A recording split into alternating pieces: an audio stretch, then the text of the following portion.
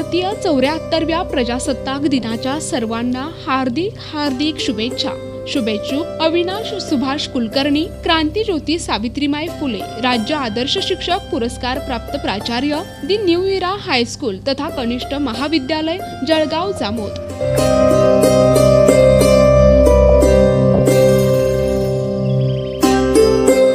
भारतीय 74व्या प्रजासत्ताक दिनाच्या सर्वांना हार्दिक हार्दिक शुभेच्छा.